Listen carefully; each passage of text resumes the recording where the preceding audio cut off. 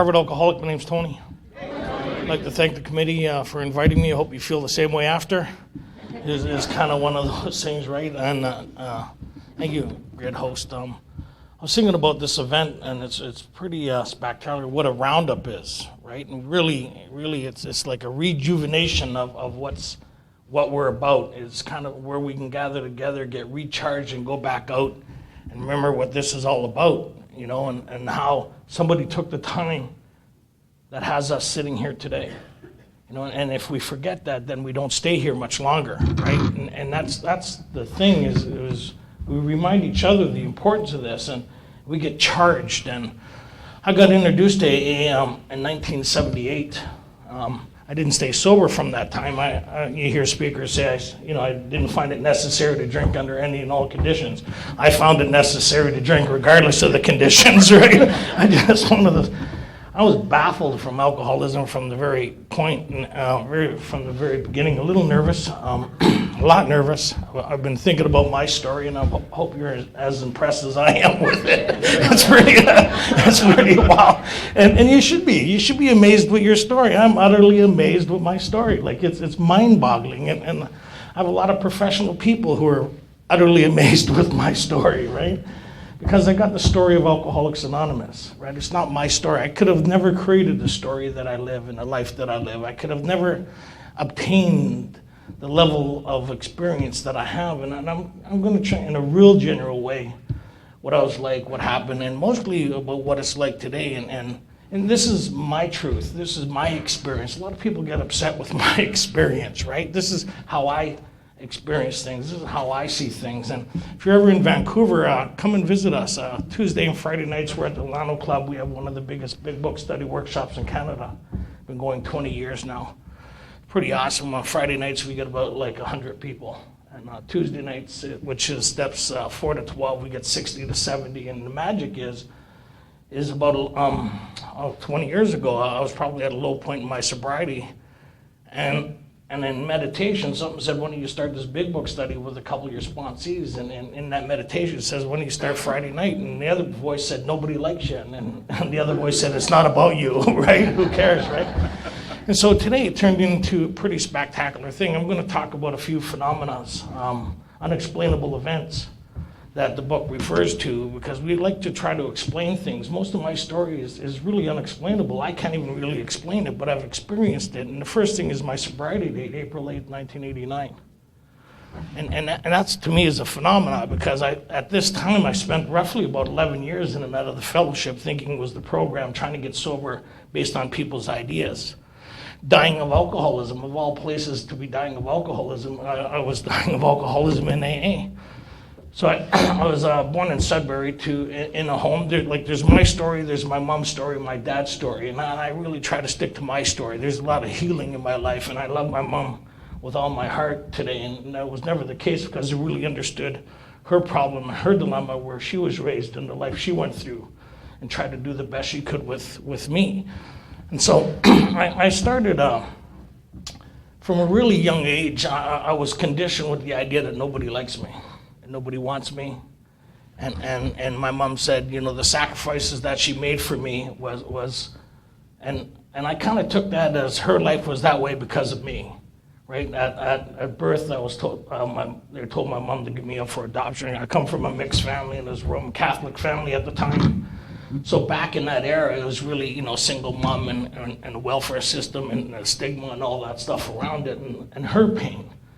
So what happened was her parents passed down the pain to her, and then she passed it down to me. And from an early age, she kind of got me conditioned to life, saying, I got to make sure that you survive. I may not survive, but I want you to survive, and I want you not to be able to trust anybody or anything. And that's kind of a weird thing to kind of grow up with that attitude, not really understand it. I think, without getting into a whole bunch of it, I think when I was about 8.5, I shut off from life, and we were going over some of my report cards, and from junior kindergarten, it was kind of like if he could learn how to communicate without using his fist, right? Other people are entitled to their opinion, right? And my first suspension, I was in junior kindergarten, and my first drunk, I was probably 1.5 years old.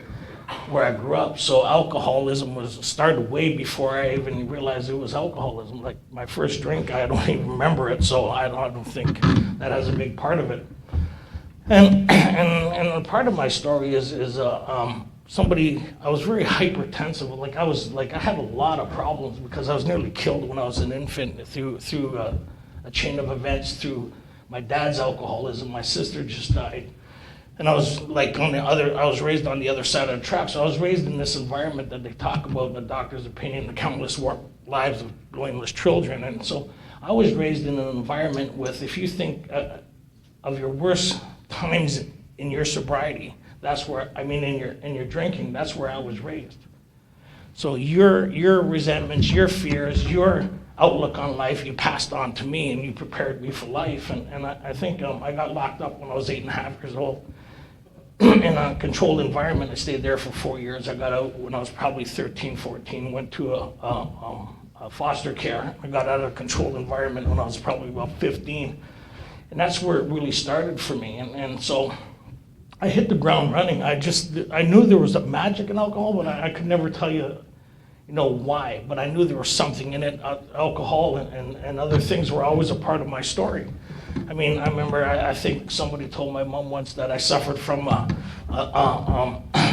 vitamin deficiency. They thought she said Valium deficiency. And so I remember I was sitting with my one of the girlfriends at the time, way back. She was taking these blue pills. And I said, oh, vitamins. And she says, no, they're Valiums. And I remember as a kid that there were like the babysitters, right? Couldn't get a babysitter. Here's half a Valium, sleep, and then I'm not going anywhere. Great way to watch your kids. I wouldn't recommend it. You know what I mean? So I suffered from a lot of trauma and psychological effects because from a young age I was just out of tune with myself and my life through the abuse and all the stuff that happened like that. And so I remember one of the most significant times in my life. I kind of was 8.5 years old. I just got an environment I was living in.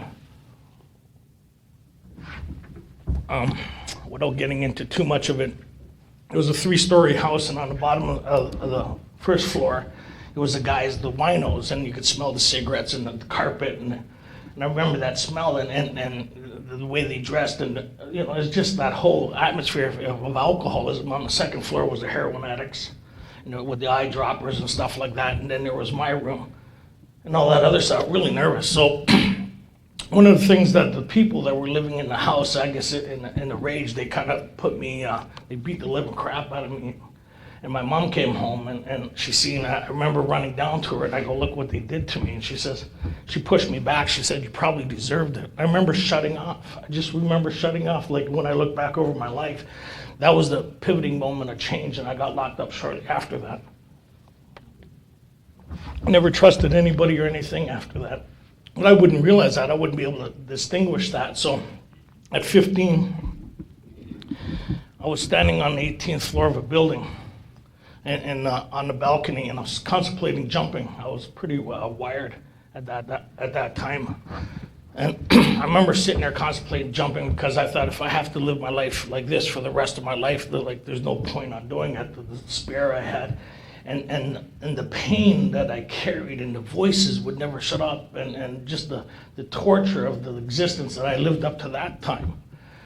And I remember standing there, and I was pretty blasted. I was drinking Boilermakers and other things. The guys I kind of partied with were left over from the 60s, and there was a lot of psychedelics and a lot of dry goods, and there was a lot of different things. And without me realizing it, started a chain of events that kind of, it was unexplainable, but it's explainable through the story of Alcoholics Anonymous. And we're kind of like, I'm standing there, and I got a resentment at the people who were at my funeral because I was contemplating my funeral. I wasn't dead. I don't know if anybody's ever done that, right?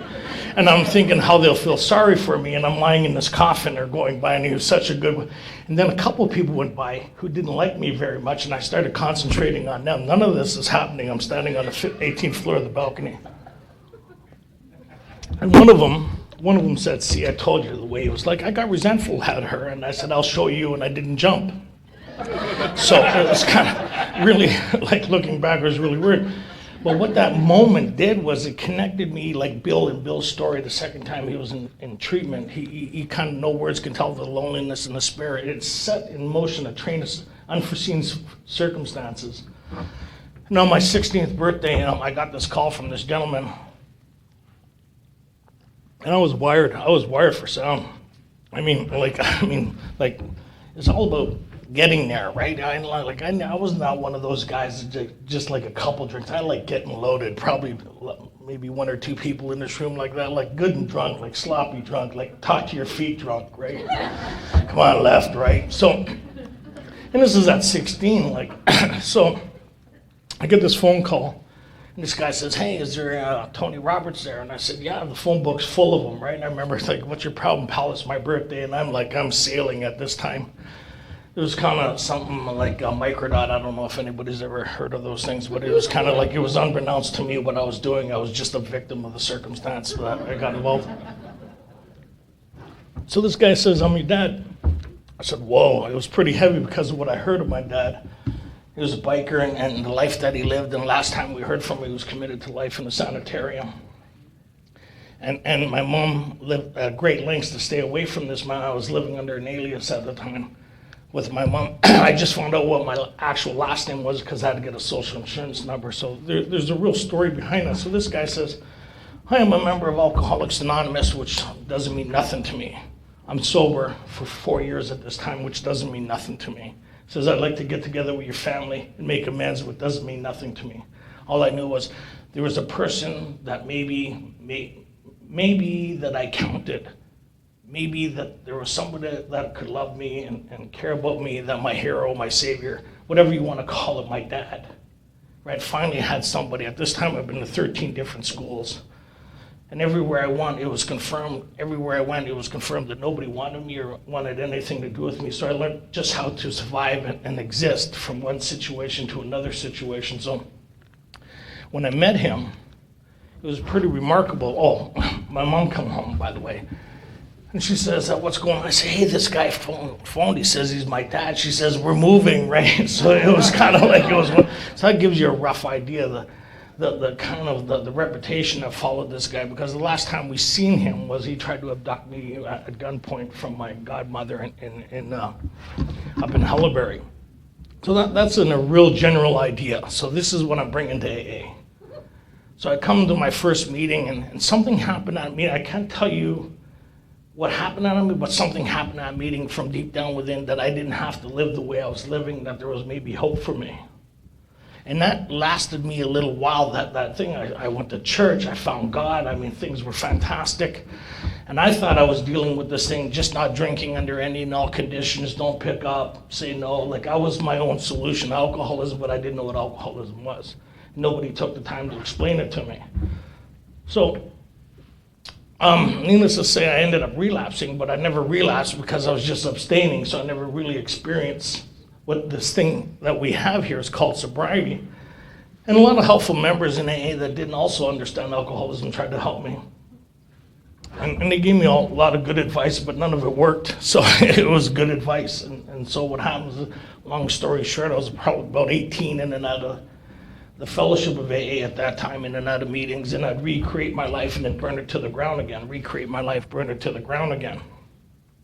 So one member said, the reason I can't get sober is I lack discipline. I don't know if anybody's, it makes sense, like based on my life and all that stuff. So I was sitting down over a drink thinking about how I could get discipline.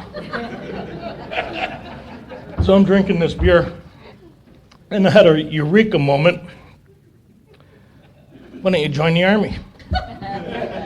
Now at this time I have an afro that's shoulder wide, leather boots, leather coat. I'm hanging around with the undesirables of society because they're the only people that really understand me.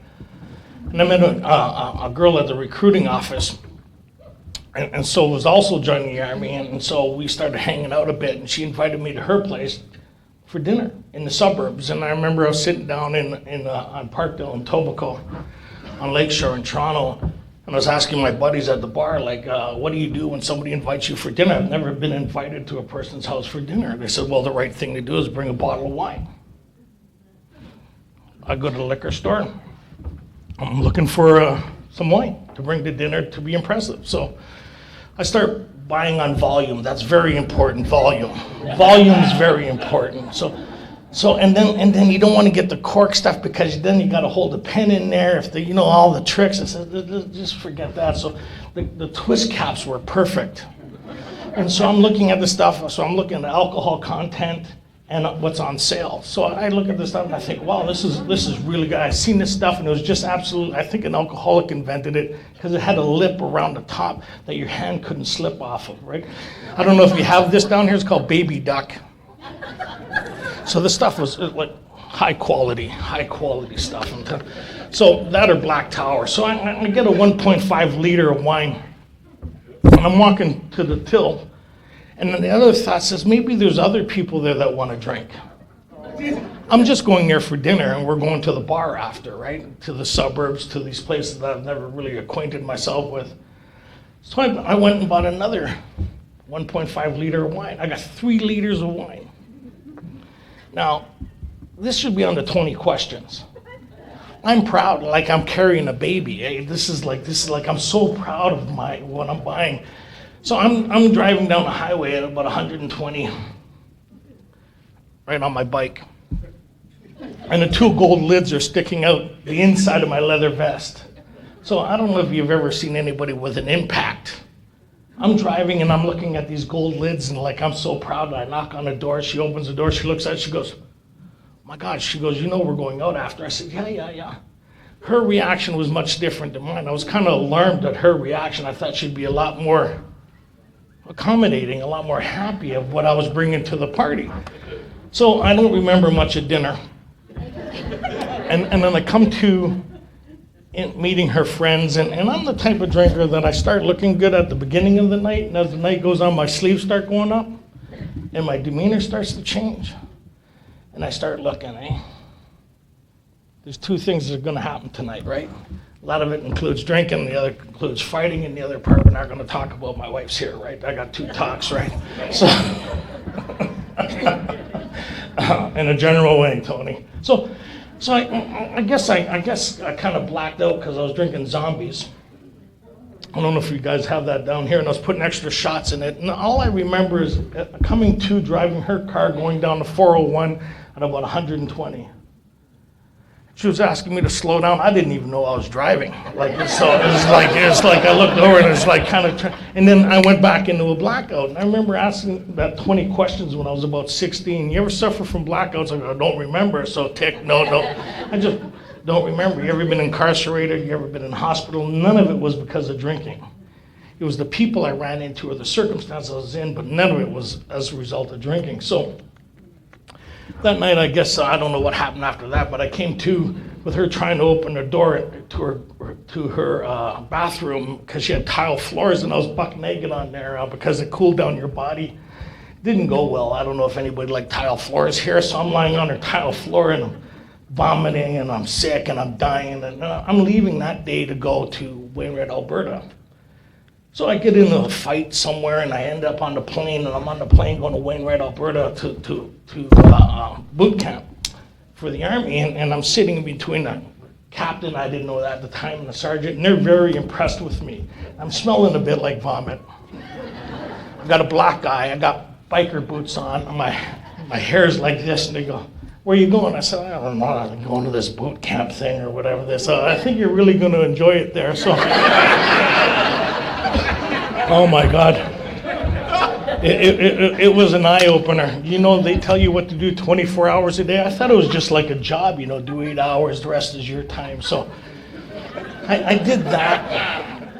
I did that, and I caused a whole bunch of problems. It's me and problems seem to find each other. I just don't know what it is, but I just seem to end up in situations that normal people don't end up in. So I got out of there, I went to Wainwright, Alberta. I was in the infantry.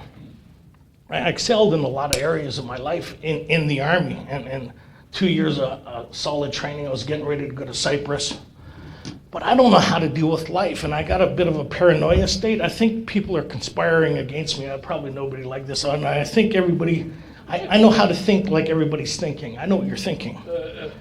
And when I build that idea up, it doesn't turn out well. I think they call it driven by 100 forms of fear and self-delusion. So I'm getting locked up. I'm ending up in jail, military jail all the time. And now my drinking has progressed to a point where I'm starting to vomit blood. And I don't know what it is. All I know is if I can just get to the junior ranks and have a couple shots to take care of the burning, and take 3 shots, and I'm running like 20 at this time. And things, the consequences are getting worse, and I can't control my drinking, and I'm getting more out of control, and I'm thinking these guys, they're trying to get me in line because I'm starting to be an embarrassment to the platoon. And so I think they're all conspiring against me, and I learned at a young age, what you got to do is bring the crazy. If you bring the crazy, people leave you alone. They just leave you alone after. It's just not worth it, to deal with you, right? Like I've fought guys 2 or 3 times. You just get tired of fighting me. They get tired of beating me up, But I won't walk across the street. We'll keep her going, right? So I come to the situation. It's called an amnesty box. I don't know if anybody. It's where you put the live rounds and the blank rounds. We just finished the war games with Britain and all that stuff. So, and I'm mad at my platoon because they set me up out in the field and all that stuff. I ended up tripping a trip flare, and I let everybody know they didn't let me know where the trip flare was. And long story short, I'm thinking they're conspiring against me. So I'm sitting there. I come to with 2 other buddies who are drunk, and I'm emptying the amnesty box, and I'm taking the live rounds and putting them to the side, and I'm taking the blanks, and I'm putting them in my hand. And I got these 2 other drunks to confirm what I was putting in my hand were blanks. I put 3 blanks in my hand, put the live rounds back in checked the magazine. I loaded up an FNC-1 military grade assault rifle, and I sat on the bed. I think they made a movie like that. Anyways, so I sat on the bed and waited for these guys to come in. They all came in, and I just started firing them at it in the barracks. Nobody found a sense of humor in that. They totally overreacted to the whole thing. So I'm standing in front of the platoon commander. He's going over my record. You've been arrested 6 times. Drunk and disorderly, threatening a sergeant, threatening this, threatening that. And I had to come up with a story really fast. So that woman who I didn't know was pregnant with my kid and going out with my best friend. I had bought that, sold it, and there was all that stuff, and I had to take care of this stuff. None of it was happening. But I sold that story to these guys. And they said, well, maybe it's not a good idea you go to Cyprus and represent Canada. So I kind of left the Army. So that kind of like, I was okay with that. I mean, they're way too strict there. So now I'm certifiably nuts. Just finished some serious stuff. So I kind of ended up back in Etobicoke. And there's a lot of circumstances around that I don't want to get into, but I ended up going back to the fellowship because this time, like, I'm starting to get a little nuts. And so I ended up becoming a part of the Queensway Saturday Night group in Toronto. And I was a member of that group for 5 years. My dry date used to be in pencil. Like, like looking back, it was pathetic. Like I'm in Alcoholics Anonymous, dying of alcoholism. I went to a meeting. There was 200 members in that meeting, and the speaker didn't show up, and they asked for a volunteer. So they asked 3 times. I was okay, I'll do it. So I went up there and started sharing, like, I guess 45 minutes. I got to like 16, all the trauma, and the guy from the audience goes, excuse me. I said, yeah. He says, we only talked like for an hour here. I said, well, how much longer do I got, right? Because I'm only at 15, right, or 16. But what was strange about that event was I was up there explaining I'm dying of alcoholism.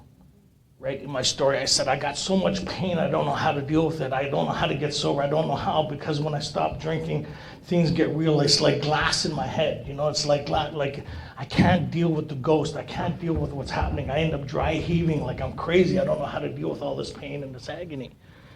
Out of the 200 people at that meeting, 1 person walked up to me, and he was a drunk. He was still loaded. He says, maybe your story can help some of these young people.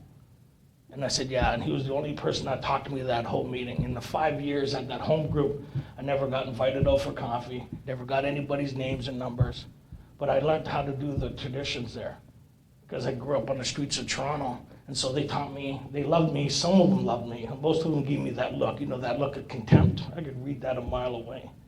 So my battle was also in AA, but I didn't know where else to go. There was no other place for me, because this is the only place I knew there was some hope here.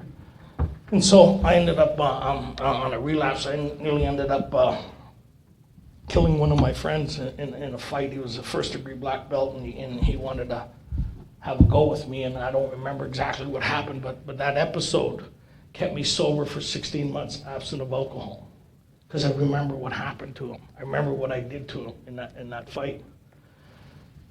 And what the scary part was then came, it was 1985. I just got 16 months absent of alcohol. My group gave me a cake, because I showed up for a year without drinking at that group. I didn't disrupt the meeting. I used to bring my dog there and show up in blackouts and case of beer, heckling the speakers. Like, I'm the bottom of the rail, but I didn't know that, right? And in all that time, I never got the message of Alcoholics Anonymous. I tried just not to drink. I went to these 12 and 12 studies. I sat there trying to happen. So what happened is, it was April 6th, it was my birthday, and the waitress at one of the places I used to establish, she asked me if I wanted something for my coffee, and I said, sure. I didn't know then what happened was the moment they call the insidious insanity that precedes the first drink. I didn't know that at the time, and I would have no defense against it anyways. And then she put that in my coffee, and what happened, it triggered a phenomenon of craving. I didn't know that either. Long story short, and shortly afterwards, I ended up in a lot of trouble, like really bad, like really, like I'm getting locked up and being put in my own cell at that time with observation cameras. And this is in and out of AA. So this one time, I'm on bail, and I remember my sponsor talking to me about the magic that happens here, this God thing that happens here, and in our darkest hour, we seem to be able to find it. I come off the Gardner Expressway. I'm on bail. I've got a 26er between my legs. I'm smoking one of those motivational cigarettes from Colombia. And I'm like, I got more stuff. I'm like a walking pharmaceutical, because I got everything on me. I got, stuff you put on pizzas, mushrooms, right? And I got all this stuff, and I got like I'm sailing. I come off the Gardner Expressway. There's a road check. I don't have time to get rid of nothing. I had a come to Jesus moment right at that moment, and I started negotiating with God. I said, God, you get me out of this. And I tell you, I'll go to church Sunday, I'll get my hair cut, I will go back to AA, and the negotiation was fast. It was fast, and I sat up there. The thing was in there. I had time to get rid of nothing. They waved me through. I picked up that cigarette from Colombia, and I said, man, that was close. So this is my story, right? And on the back of my car is live and let live, but for the grace of God, and one day at a time. So long story short, I got a visit from the sergeant. I ended up in Vancouver, and I had federal provincial charges at that time on puke and green bile. I'm a danger to myself and everybody around me. I won't get into that. But I know the best thing for me to do was to stay away from Mary. I walked away from a relationship that had my child in it, and I thought the best thing for that child was for me to be out of her life and everybody's life. I'm dangerously antisocial, but I'm thinking I'm the nicest guy you ever wanted to meet. When I look back, it was kind of wild. So I end up in Vancouver at this meeting, and through a chain of events. It's kind of like I'm getting drunk now on like 2 or 3 beers. It's 1985, and I don't know what to do. So I end up back in the Fellowship of AA, and I end up in this group, and I stayed there for a year and a half, and I'm relapsing all the time. My last relapse, I ended up going to 360 meetings in 90 days. And this was 1987. It was I remember April 6th, 1987.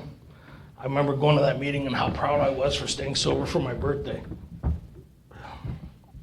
April 7th, I went back to the meeting, talked about what a great job I did the day before. April 8th, I went and got a 3-month chip, and I sat there and I kind of, like Academy Award, I don't know if anybody's ever done that. I'd like to thank me, and I'd like to thank me, and I'd like to thank me, because I really thought I was doing it. I really thought I was getting this thing. An hour later, I was drinking. and went on a run, and we smashed up my brother's truck. But I said, it's okay, I got my car, so we hopped in that, finished off the drunk, and I'm sitting in the old hotel, and it's just me, my brother, and another guy. We have the corner, and the bikes are outside. And it was kind of like I had a moment of clarity that I was going to die of alcoholism. I was beyond hope. I've tried everything. This is 11 years now, in and out. 2 years living in Alcoholics Anonymous, relapsing. I'm in a 12 and 12 study. I'm running a 12 and 12 study. I'm in 4 12 and 12 studies. I'm running one at the old Vancouver Atlanta Club in the basement, recovery club. And at that time, these guys started coming in there. The one guy was named Machine Gun Jerry. He was the 16th member of Alcoholics Anonymous in Vancouver. He brought the Joe and Charlie tapes. And it was really funny. This is how what people like me deal with. He was coming, he started a big book study after my 12 and 12 meeting. And I was thinking, he better not be poaching any of my guys. That's what I was thinking. I was resentful of these guys. So this guy named George, I used to look at and feel good about. You know, when you're that sick, you need to find somebody who's worse than you. So George had a red nose, veins probably, psoriasis, he'd shake all the time. And it was a contest between who was coming back all the time. I'd look at George and say, oh my God, if I ever get that bad. And another guy was setting fires. And so that's another story. But these were the two guys who used to make me feel good about me. I'm vomiting green. I'm seeing a doctor. Like, I am nuts. But I don't know I'm nuts. I think a bit of bad luck. But I can't see me like the rest of the world seeing me. I don't know if you remember those knobs on the door. They're silver, and you could screw them on and screw them off. I had one of those holding onto my glasses. And I was cutting my own hair because they say $10 is $10. So it's not like, and I'm cutting my own hair, and I'm thinking a vision for you. I'm handing out my numbers and stuff like that, and I'm looking at her, and I think, yeah, I think she can help me. You know, like just nuts, just certifiably nuts, right? But I don't think, just a bad luck. They want me to go for a psych assessment before they give me a welfare check. Like, I think just a bit of bad luck, I'll be all right anytime now. So George gets 12-stepped into a big book study workshop in the home with the Joe and Charlie tapes, because Jerry was just bringing those things around at the time. So what happened was, I turned around, and George got this thing. Something happened to George. And I knew he was different, but I couldn't figure out what it was. And I'm doing service work. We got stopped from going to forensic meetings because we're disturbing the patients there. I mean, it was like not, I'm doing youth detention centers, I'm working the phones, I'm doing all this stuff, but I can't stay sober. So George has this transformation, and they told him what they needed to do is find the sickest guy he knew in order to ensure his own sobriety, right? So that guy was out of town, so he started working with me. I don't remember asking George for help.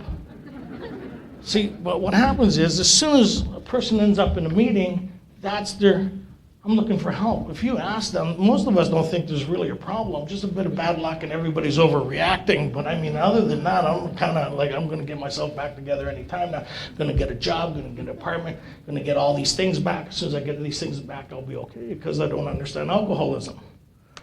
So George started asking me some really stupid questions. He came up to me after a meeting. I just finished relapsing. He says, when do you come into this big book study? I said, oh, no, it's okay. I know what not to do now. He says, how well is that working for you so far? I thought, that's pretty insensitive.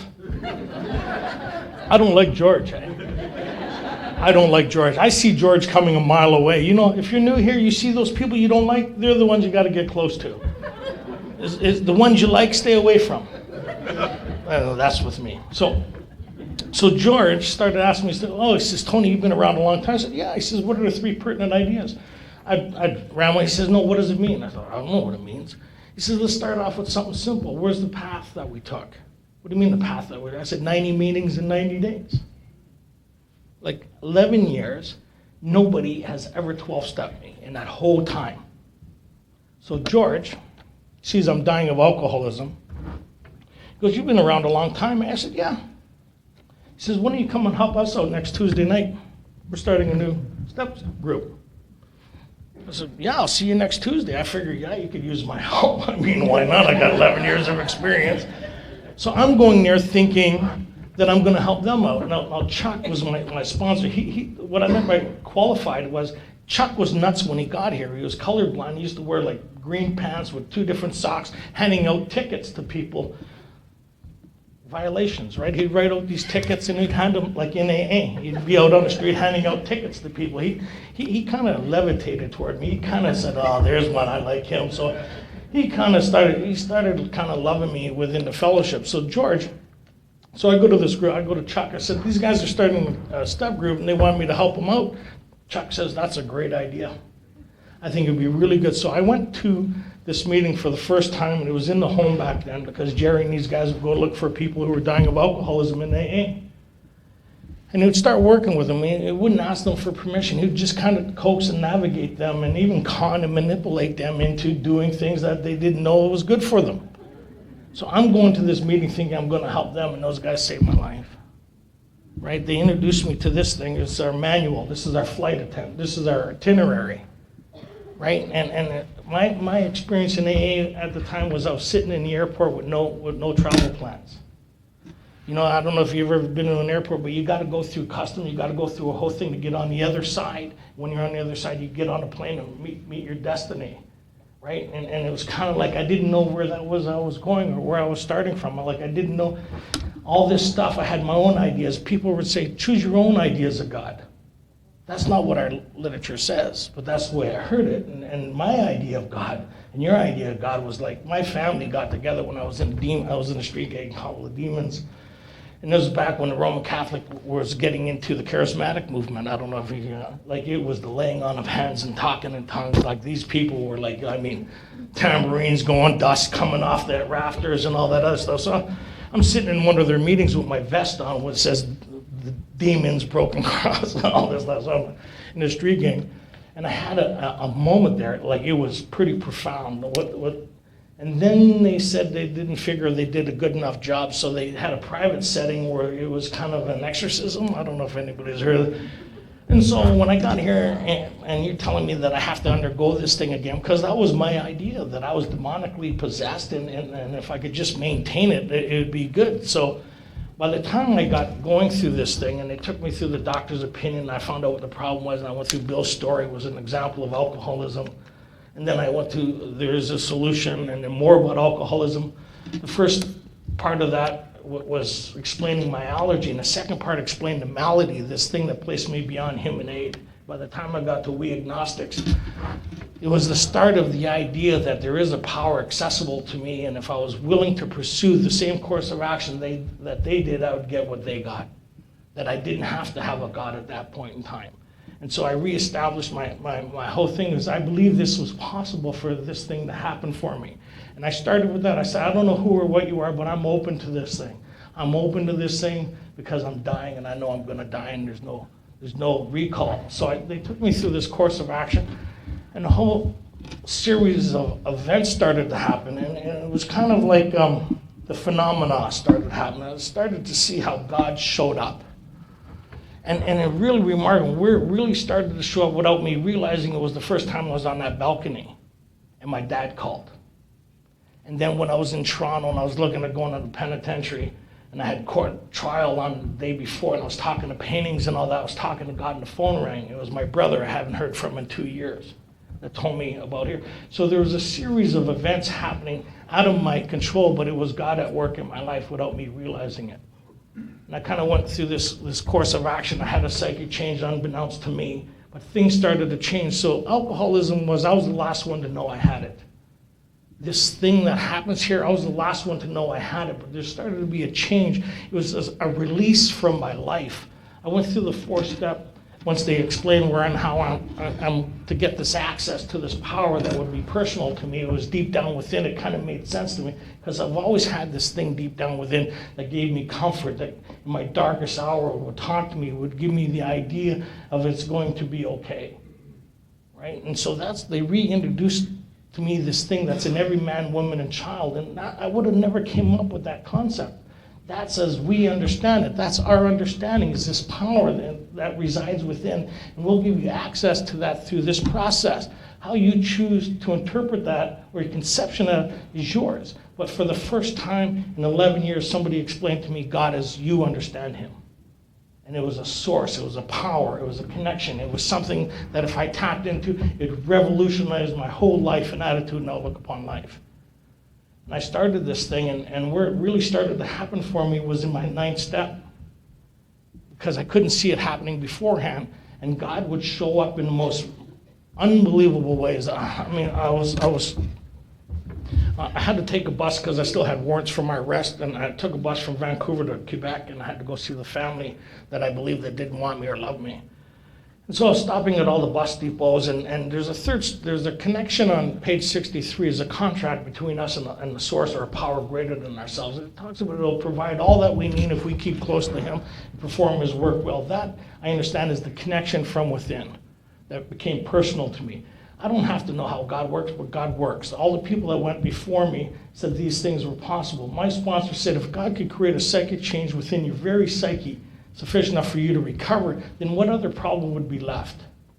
The guys that these people that went before me, what they introduced me was a God beyond my comprehension and beyond my ability to even understand. But they told me out of their own experiences that I thought disturbed me, how this thing could work. And he says, just the mere fact that you're sitting in this room, there's something greater than yourself. When you realize how many people that will never get the opportunity to be here. When you kind of start looking at it that way, when you look at around the people that are sitting around you, that's what the roundup's kind of like. It's kind of, this is kind of like God's show and tell. Right? Yeah, I don't know if you've ever walked into an art museum or exhibit. This is God's exhibit. Take a look around. Right? And most of us have tapped into something that created something that we've never been able to create. And the basis of that is a happiness, contentment, and a joy and peace, regardless of what's happening around me. The promises aren't outside of myself. They're inside of myself. To match calamity with serenity, to find peace no matter what I'm going through or where I've been, to be of service. They talked about that we become agents. What's an agent? I was talking to somebody, and it's kind of like a 911 operator. They get the call, and they do a dispatch. We are the dispatch. The calls get placed to us. We go represent something greater than ourselves to give other people the same opportunity we've been given. The fellowship in itself is not enough to get anybody sober. They talk about in here, many could recover if they had the same opportunity we have enjoyed. What's this thing that we've enjoyed? The message, this thing that's in here, our itinerary. This is our travel plan. This is the thing that connects us to the impossible, makes things beyond comprehension. So I'm on this bus, and I'm doing the thing on, you promise to look out. I'm talking to God, and I'm stopping at all the bus depots, and I'm asking for friends of Bill W. They're before cell phones, and I'm on the last part of the trip. And I'm really kind of like, me stuck on me. I don't know if you remember those Band-Aid commercials, but I'm stuck on me. Like, I can't get past my thing. And you always tell a new person when they're thinking, they start going, and their whole body starts going, they start muttering to themselves, like, they know, I don't know. So I'm sitting there nuts.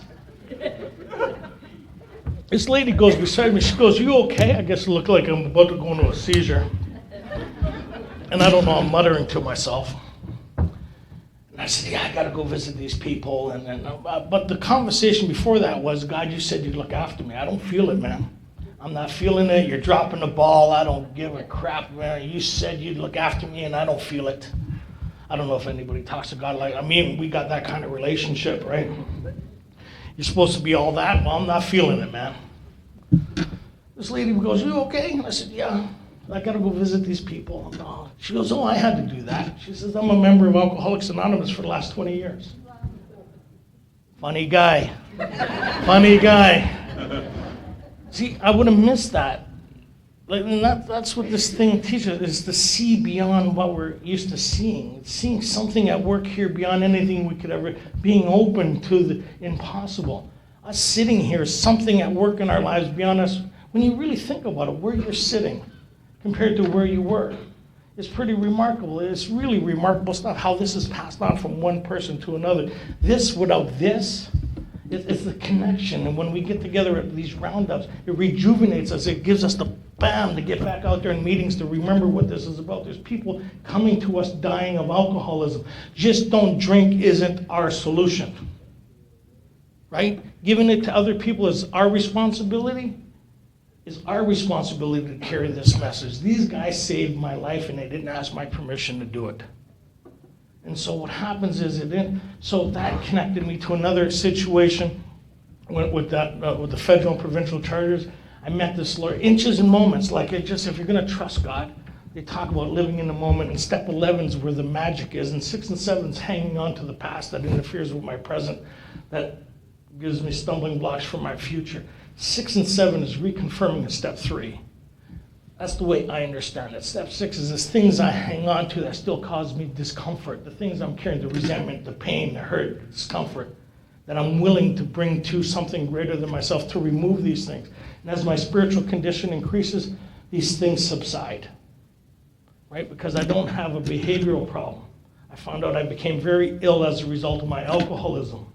Once alcoholism is removed, I need to deal with the main problem, and that's my living. That's how I think, how I feel, how I respond to life. And when I went through this thing, the problem of alcoholism got removed. I no longer had an alcoholic mind. You hear people say, I do this because I'm alcoholic. There's one thing we do because we're alcoholic, is we drink. That's it. And as long as I have an alcoholic mind, there's no hope of my recovery. It's just a matter of time before I drink again. That's the step 1 promise. You hear people say, just don't drink. Well, that's your experience. Our experience in here, we can't do that. If we can just do that, step 1 would say, just don't do that. Step 2 would refer to step 1 again. Step 3 is, bring it to a meeting.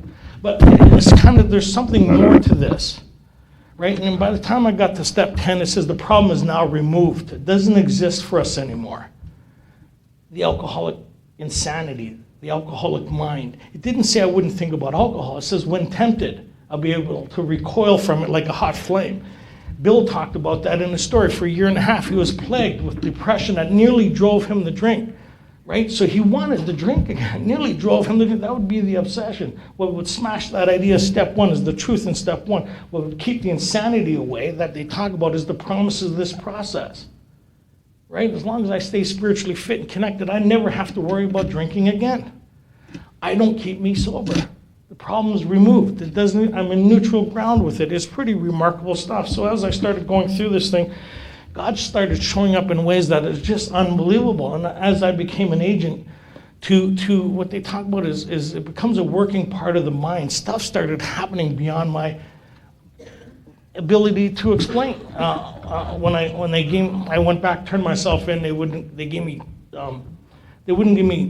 bail on all my charges, just some of my charges. They want to give the people I was observing me, without getting into too much, want to give testimony why they didn't want me back on the streets again and stuff like that. So I'm in the Don jail, 12-stepping people.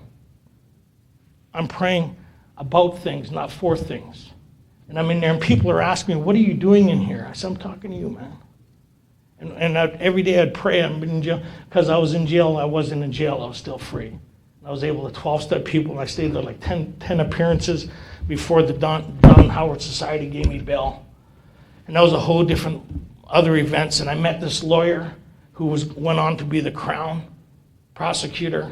And when I went to trial, all the charges got dropped because of infraction on Charter of Rights and a lot of other things like that. And my lawyer was a witness to what happens here. He says, I don't know what you're into or what you're a part of. It was beyond explanation what just happened here. He says, in all my years, I've never seen anything happen. He says, you must be kissing angels. He says, I've never seen anything like. I went in, he said, just plead guilty for failing to appear. I said, I failed. And I walked there. He says, just keep walking. All the gang squad and other people were all there to give testimony why I shouldn't be on the streets anymore. And then I met my mom who was standing there, and we went for dinner. And at that time, I was a year and a half sober, and it was the first time I had a compassionate moment with my mom. I touched her arm. First time I had a compassionate moment with my mom. A year and a half sober. So the healing started there, and it's pretty remarkable where we went with that in my life.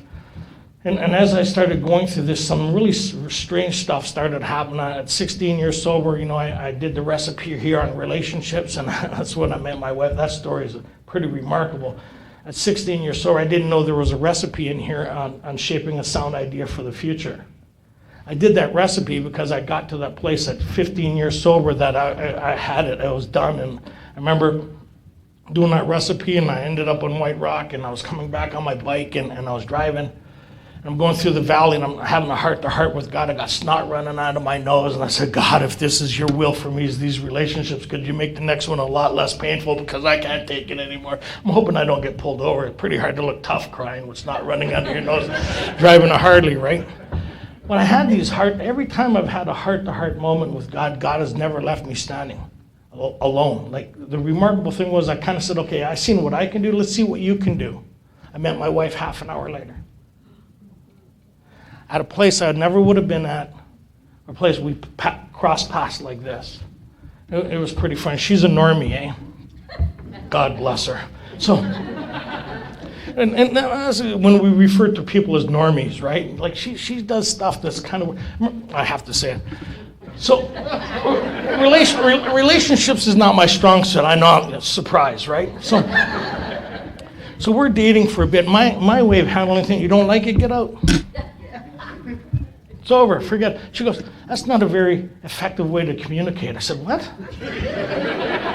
She goes, you're going to have to be a lot more, like, if you want this to work. So I kind of thought she was a little nuts, right? I'll phone my sponsor, well, you should listen to her. So I said, oh, God.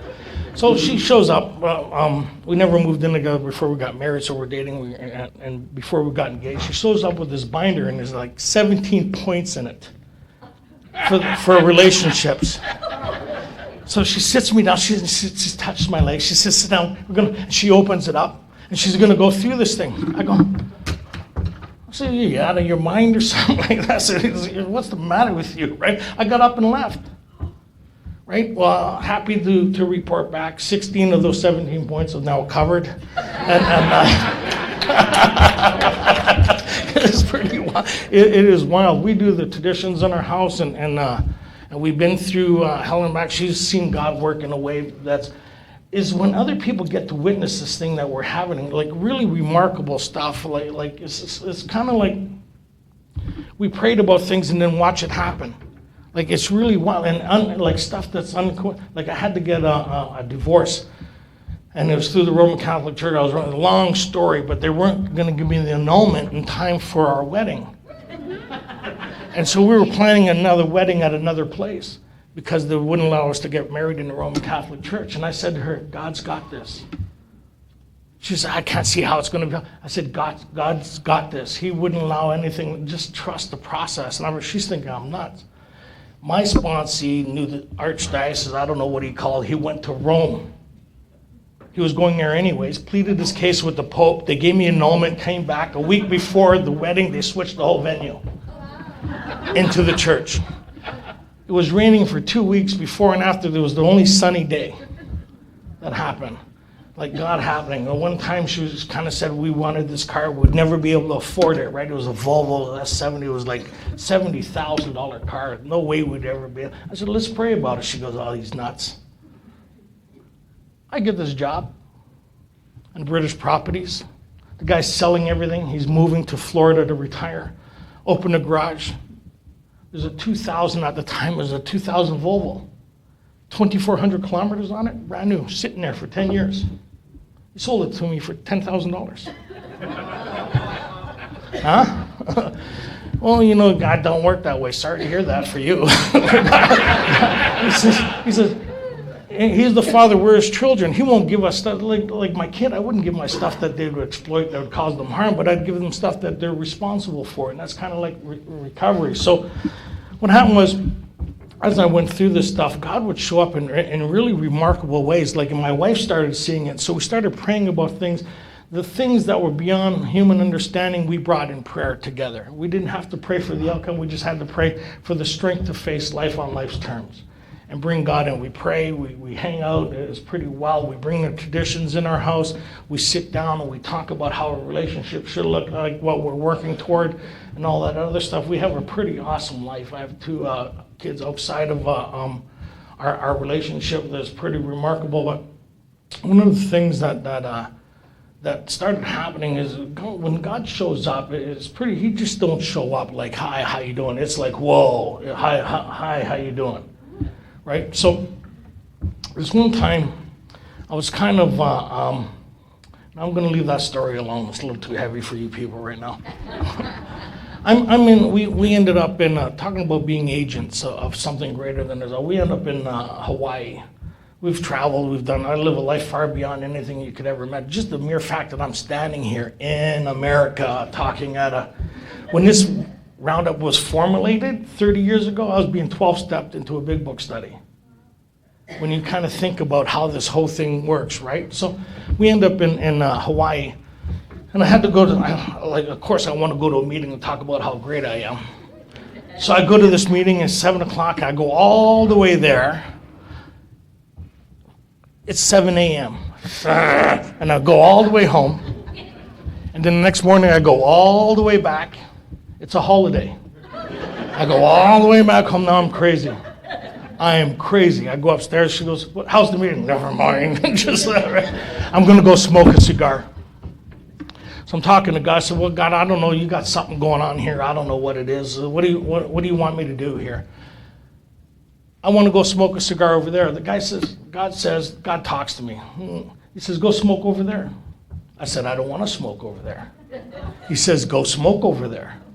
But it's better over there. I don't know if anybody talks to God. I said, fine, I'll go smoke over there. And I had to walk all across the rocks through the breakwater, and I'm sitting there smoking a cigar. And I noticed this guy is over probably where the door is away from me, and it's breakwater. And his hands are going like this, and he's talking, and he's doing something. I thought the guy's a newcomer. The guy's just like nuts. He's talking to God. Him and God are having a heart-to-heart. I know he's talking to someone. You ever get that way? You're talking to somebody, you think there's no witnesses, and you're really going to town? So, you know that crazy moment. Anybody been that crazy, right? They said, what are you doing? Never mind, mind your own business, personal. So, this guy is nuts, and he walks by me. He goes, hey, do you want a snow cone? A snow cone? Where are you going to get a snow cone this type of morning? He goes, no, a beer. I said, no thanks anyways. So he goes, gets a beer. Why the beer isn't beside him is beyond me also. He had to walk from over there to over here to get the beer to walk all the way back there. I thought, this is kind of weird. So he stops and talks. He goes, I don't know why I'm talking to you, man. He starts crying. He says, my wife just left me. I live on the other side of the island. I don't know what compelled me to come all the way over here and sit down. He says, I've been talking to God. God abandoned me. He says, I had 8 years of sobriety. My life has gone to crapper. He says, it's over. God, and I said, hi, allow me to introduce myself. So well, I'm sober, member of Alcoholics Anonymous.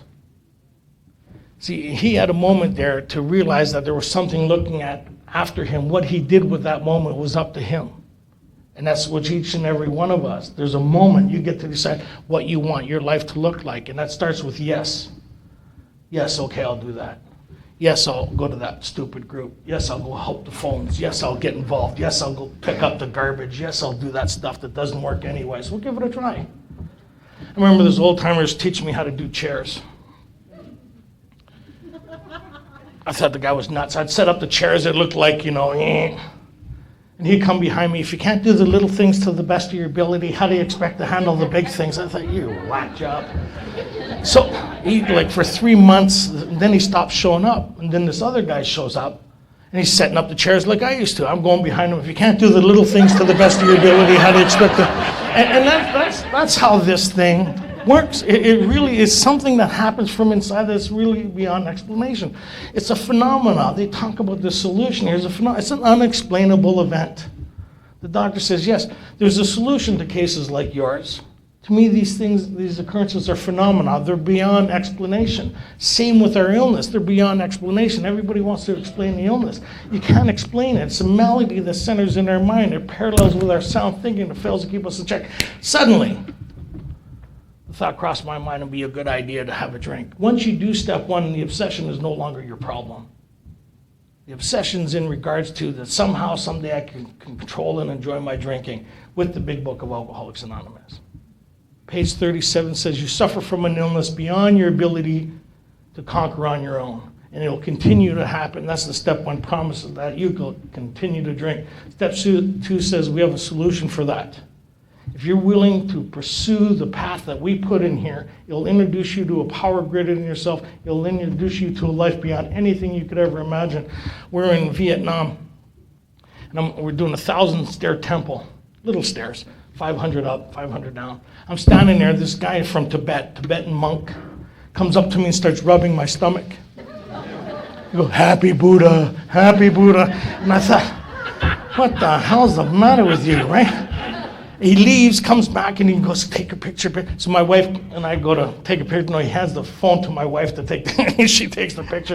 Where does that happen? This guy out of nowhere comes out, happy Buddha. Nobody was calling me a happy Buddha back in the day. Like, never once did that cop go by the jail cell with the observation camera. Aren't you just a happy Buddha? I'm just like, what am I doing here? What's happening, right? So I think it's okay to challenge God. The best prayer I ever had was, show me what you got. Show me. Let's see. I've tried everything. Let's see what you got. My one daughter, she got removed by her mom. Her mom had problems, and I didn't see her for about a year and a half. I was trying to look at her. I said, God, every day I had that emotion, that feeling would come up. I said, God, when you're ready for me to have her back in my life, I'll be willing and able to accept that. That was my prayer, the detachment, allowing God to trust that. So one day, my wife told me to drink this water because the Perrier gives me burps. Okay, I finally listened to what you're saying. So one day, I'm driving, and I call it a spiritual wobble. The closest experience I could have to that is being over hungry and you can't think straight, and you're being guided by something. I was having one of those days, and I was going to go to the mall. Someone said, just go home. So I drive. It was probably 20 minutes to get home. I'm going down the street that I've never been on. It's 4 lanes. And there's this kid standing at the crosswalk in her diaper. She's not talking. She's at that age. She's just standing there smiling, waiting. I pulled over. I told her, get away from the crosswalk. She just looked at me, smiled, and started walking. I phoned the police. So there's this kid unattended. And it would be like from here, walking from here downstairs, how far she had to. She walked to the laneway, stopped, started walking down the lane. She was turning back, smiling at me all the time. I thought, this is weird. I'm talking to the police. They're en route. I'm staying far enough back so I don't look like a weirdo, right? She gets to a fence. She stops a 6-foot fence. She hangs on to the fence, and she looks at me and smiles. I thought, kind of weird. She goes up the back stairs, goes into the house. You would never believe came walking out of the house. It was my daughter's aunt, godmother, and her sister. The cop walked up, said, how long do you know that? I said, I haven't seen them in a year and a half. How do you explain that? Phenomena, beyond comprehension. If anybody could explain to me how that happened, I'm open to it. Those moments just disturb me. How would that, in Vancouver, Burnaby, on a side street, this little kid standing there waiting for me to show up, and God connected us at that moment. When they talk about where is agents, agents mean I'm a representative of something. I'm a part of the miracle called Alcoholics Anonymous. There's a call being made. Will I answer the call? Will I answer the call? Right? And that's what this is all. To be an agent is to be ready to be of service to those yet to find an answer, to be of maximum service to God and the people around me, to an experience of life beyond anything you could ever imagine. My mom and I, the peace that we have together is phenomenal. We've made peace. See, there's a lot of my story, I don't know how to get into it without being offensive, right? But I had my mom in a blackout once by her throat. And I destroyed her apartment, I destroyed everything. And the healing started with me and her. And so now, she's a phenomenal woman. Every year on her birthday, I fly to Ontario, I rent a car, and I drive her around for 4 days so she could see all her family because she's too old to take a bus. We spend 4 days in a car together at peace. I love that woman with all my heart. Because the sacrifice she made for the life for me to have was beyond comprehension. And AA gave me the ability to see her in a different light, gave me the ability to see me in a different light, the ability to see her story and have a bit of empathy for her, and healing and peace. And it's pretty remarkable stuff. Same with my dad. When my dad died, see, he's the guy that nearly killed me at birth. And he was 39 and a half years sober, and I got to spend a week with him before he died, looking after him in the home while he died. And I was able to be a servant. I spoke at his memorial, and I didn't have to bring up the pain or the kind of, he was the second person that kind of abandoned me when I needed him the most. When I met him, he introduced me to AA, and I had some charges. He says, don't worry about having a lawyer. I'll come I'll come there and represent you. And he didn't show up. That just reconfirmed I can't trust nobody or nothing or anybody. Nobody wants you, nobody cares about you, but I got nowhere else to go. Guys that don't like me. I'm a danger to me and everybody around me. I can't stop it. I suffer from alcoholism. I'm not making those decisions. The alcoholism is making those decisions. I didn't want to do those things that I did, but I could not do them. What did AA do for me? Give me a life beyond anything I could ever imagine. Give me a wife beyond anything I could ever imagine. The police have never been to our place. The furniture stays where it is. And it wasn't like that in all the relationships, but I did a lot of work to get there, right? But I mean, there's something here. There's one time I went to Avril Lavigne with my daughter, and we had box tickets. Proud dad, eh? And she's like, concert, and I kind of realized that I had those moments, those moments of awe. If you don't have those moments, you should be amazed about your story. When you think about your story, it should fire you up from the inside out that you're living something beyond anything you could ever imagine. You should be amazed with your story. You'll be amazed before you're halfway through. And if you're not amazed, then you're missing something. You're missing the experience of Alcoholics Anonymous. This is not a program of abstinence. This is about a life-changing event that happens from within, and everybody around you will see it. Everybody will become amazed with the transition that you've gone through. Everybody talks about the promises. See if your people around you feel the same way, if the promises are coming true for them. Then you know, do they know new peace and new happiness? Do they not regret your past? Do they feel anxiety when you phone, when you show up and put the key in the door? Is there still silence in your home? See, my dad was 39 years sober, but he didn't live this in the house. He was sober, but he was probably one of the meanest people I ever met. But I learned to love him anyways, and I was able to be his son while he passed. And I was able to represent him at his funeral. And I talk very highly of him because he introduced me to Alcoholics Anonymous. He introduced me to you people, which is pretty remarkable what happens here. And it's not to be missed by anybody. But if you want what we have, there's work to be done. It's the leveling of pride. It's the humility that's the necessary. You don't have to reach out, but you have to take the help that's being offered you. Because people will show up, they'll see you. We were talking about that earlier, this leveling outside, not talking ourselves. Show up, sit, we will find you. We wait for you as you come through the door. That's why we applaud you. Anybody ever get applaud coming here? Based on if you're still burning or not? It's like, yeah.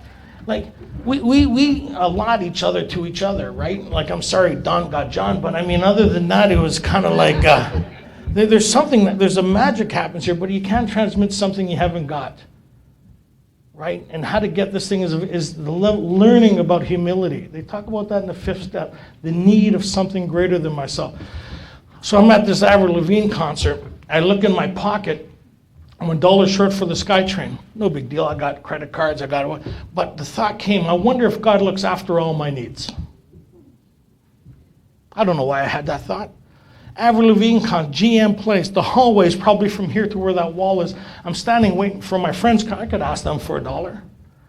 But the question was to God, God, you look after all my needs. So I'm standing here with my daughter. This lady starts coming across the thing. She's homed in on me. She's got her hand in the air. Well, what the hell's her problem? She goes, excuse me, sir. Do you have a loony for this toonie? What? Do you have a loony for this toonie? Phenomena, unexplainable event. What are the odds of that? 5 minutes earlier, I was asking God if he would get me a loony for the SkyTrain. Well, and then this lady's saying, here you go. Somewhere in our lives, we're wondering if there was a different life for us, but yet here we stand, and here we are. There's somebody coming here looking for something different. You don't need their permission to start working with them. One of the greatest acts of kindness I've ever was gotten in AA that changed my life, that disturbed me. A lot of things in AA disturbed me, and a lot of it had to do with kindness, being gentle with people like me, absent of contempt, absent of that look of disgust, absent of judgment, love, like actual love from people. This one guy I was at in Toronto, and I was at his 1-year cake, and be careful what we say. to each other. So I'm standing there and I'm enjoying this guy's cake, and this guy beside me goes, "You better watch out for him. He's a Golden Gloves boxer. You don't want to mess with him." Every time I seen him, I thought, "You think you're tough, eh?" The guy never did nothing to me. I'm looking, he's smiling at me. I said, "I'll knock those chiclets right out of your mouth, man. Like, I'll take you to the street." So I'm like, baby, like I'm nuts, but I'm the only one that don't know it, right? So I'm detoxing at a meeting, reading the traditions, and I realized the impact of the traditions as I was reading it, that my recovery depends upon AA unity and carrying this message to me. I had an anxiety breakdown in the meeting. I ran outside and I sat there and I was vibrating, I was dry heaving. It was probably the second day sober, trying to get sober again. And just, it was, wow, I felt this arm around me. The guy says, "It's okay, man, I've been there. It's okay, we got you. You don't have to go through this alone." And I felt a warmth from another human being that I'd never felt in a long time. And it was that guy. That act of kindness, the guy I would have thrown out of the boat was the guy to save my life. Because it introduced me again to something. One of the things, sometimes quickly, sometimes slowly, and I'm going to close with this story, it's kind of like there's a magic that happens from within that most of us, we rob ourselves from because we can't get through past our own intellect, because we're stuck to what we think the story is. My wife at the time, she wasn't my wife at the time, I was totally absent. See, I'm the type of guy, I could let a cigarette burn out on my arm, it wouldn't bother me in the least. Back when I was drinking, stabbed, on and on and on and on, like just totally foreign, like I'm getting stitched up, and the doctor says, "Good to see you again, Tony. You think," nurse goes, "You think we'll need freezing?" She says, "What do you think, Tony?" I said, "I'm good." He stitched me up. Out I go, been thrown through windows, on and on and on. So this one time I was going to go end it with this relationship with a woman that was showing me unconditional love. I'm used to talking myself out of things. So in my meditation, something said, "Why don't you phone Milton?" I never phoned Milton. Milton's one of those guys in a relationship with kids and doing really well. Why would I phone Milton? I phoned Milton. The phone's busy. Something says, "Phone back again." Listen to that voice. I phoned back again. I said, "Hey, Milton, how you doing?" He says, "Pretty good." So what's going on? I said, "Well, you know, been in this relationship for a little while.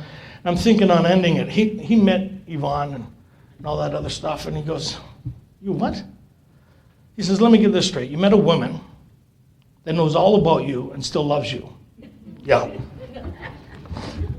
He says, and you're going to go end it." I said, "Yeah." He says, "You're a loser." I said, "What did you say?" He says, "You're deaf too?" So I'm not liking Milton because obviously he don't know who he's talking to, right? So he puts the phone in the air, and I hear his wife, his kids, and everybody. He puts the phone back. He says, "You hear that?" And I said, "Yeah." He says, "I'm surrounded by people who love me." He says, "Why would you rob yourself?" And I started crying. Then I went and met my wife. And she's thinking I'm going to end it, and she started crying. Her tears in her eyes. I've been unscathed by people's tears most of my life, but it felt like a knife went through me. It was the first time I felt the empathy of somebody else's pain. All my life, I've always been concerned with my pain. It was the first time I felt something else. And at that moment, she's not crazy about that moment, but that moment introduced me to a whole new level of living. It introduced me to something inside of me that I wouldn't do without. We sit and watch comedies and laugh. We're crying together, and we look at each other, "You big baby, and I'm sitting there like snot running out of my nose, loving it. I've been given a life far beyond anything I could ever imagine. And if you're ever in Vancouver, like we have the biggest big book workshop in Canada. It's phenomenal. My service, I do 3 big book studies a week. Tuesday and Friday for the last 20 years in this spot. Before that was the Friday night big book study workshop in the Burnaby Fellowship for 11 years. Been doing this one here 20 years. And then Langley, I've been doing it 6 years. And I get to watch the magic of Alcoholics Anonymous happen, because what I am is a steward. I get to carry this message by showing other people the magic what's in here that they implement in their life. And I get to be a part of that. When I drive down the street and I see them walking with their kid, you guys are a part of that. When I see them at peace and happiness and doing the things that they would never be able to do, we're a part of that. This is a pretty phenomenal life, and I pray you don't miss it. I know there's some new people here, but for those that you've been around a little while, you have a responsibility. We're his agents. This is a roundup. It's to remind us what this is all about. Because if it wasn't for members of Alcoholics Anonymous conning me into a big book workshop, I wouldn't be here today enjoying the life that I have. And I am really grateful. But more than that, I am amazed with my story.